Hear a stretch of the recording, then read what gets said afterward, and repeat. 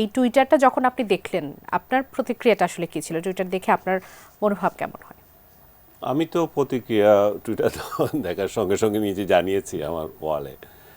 সেটা হচ্ছে যে আমি খুব আশ্চর্য হইনি, কারণ বিগত কয়েক বছর ধরে এই যে ভারত এই যে বিজয় দিবসটা একক কৃতিত্ব নেওয়ার যে প্রবণতা শুরু করেছে, এটা অবভিয়াসলি ভারতেরও বিজয় দিবস। আমরা যেমন বিজয় দিবস পালন করি তারাও করে, কিন্তু বাংলাদেশ শব্দটা তো থাকবে। কার সাথে যুদ্ধ হলো, কার কারণে যুদ্ধ হলো সেটা নাই। এখন নরেন্দ্র মোদী এটা শুরু করেছেন আপনার 2021 সম্ভবত, যখন 50 বছর পূর্তি হচ্ছিল। বাংলাদেশেও হলো, ইন্ডিয়াতে হলো এই বিজয় দিবসের। সেখানে এই নরেন্দ্র মোদী বা বিজেপি একটি বারের জন্য উচ্চারণ করেনি এই যুদ্ধে যে প্রধান একটা ভূমিকা রেখেছে তার দেশের জনগণের হয়ে, যে প্রধানমন্ত্রী ইন্দিরা গান্ধী।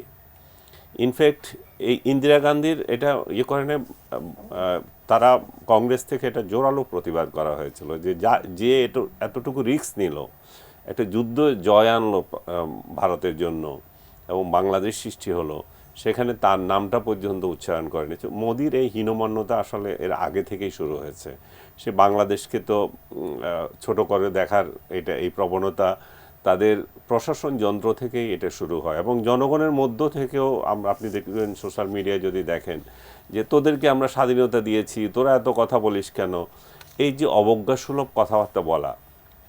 বাংলাদেশের তরফ থেকে কিন্তু আমি কখনো দেখি না যে অবজ্ঞা অস্বীকার করা যে না বাবা তোমরা আমাদের স্বাধীনতায় সহযোগিতা করো নাই। ইনফ্যাক্ট আমি বলবো যে আপনার যদি পুরনো হিসাব করে যে ভারত হয়তো স্বাধীন হতো আপনার গান্ধী না থাকলেও। সানবিট সব দিবে সামাল। সানবিট ম্যাজিক প্রেস ডিশওয়াশিং এর মাথা ঘোরানো সলিউশন। কিন্তু জিন্না না থাকলে পাকিস্তান হতো কিনা, কিংবা বঙ্গবন্ধু না থাকলে বাংলাদেশ হতো কিনা, এটা একটা সন্দেহের বিষয় ছিল।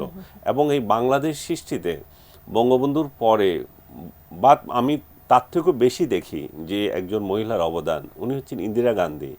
আপনি যদি ইতিহাসে একটুখানি আমাকে বলতে দেন, আমি বলি যে 10 তারিখ আমাদের এপ্রিলে সরকার গঠন হলো, 17 তারিখ আমাদের সরকার শপথ নিল কুষ্টিয়াতে।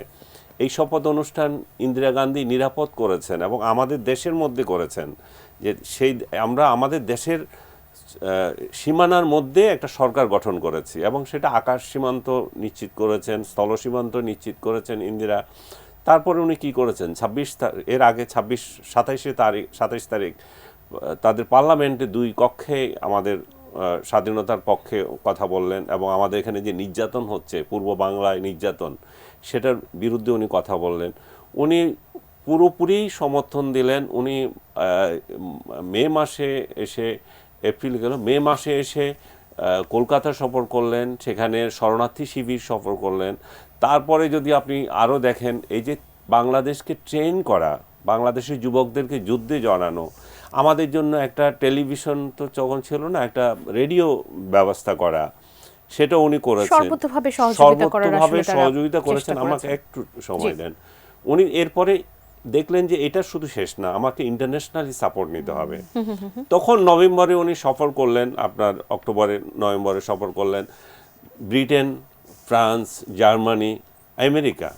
এই একটা জিনিস আপনাকে খেয়াল করতে হবে, এটা ইন্টারন্যাশনালি এত কঠিন কেন ছিল এই অর্জন করা।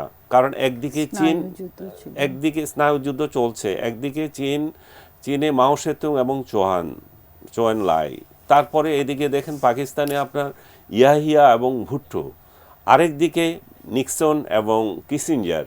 এরকম স্টলওয়ার্ডসদের উনি সরিয়ে বাংলাদেশের পক্ষে যে জনমত নিয়ে আসবেন বিশ্বে, এটা একটা কঠিন বিষয় ছিল। এবং শুরুতে সোভিয়েত ইউনিয়নও কিন্তু আমাদের পক্ষে দাঁড়ান না এবং ওনার কথা শুনেন নাই।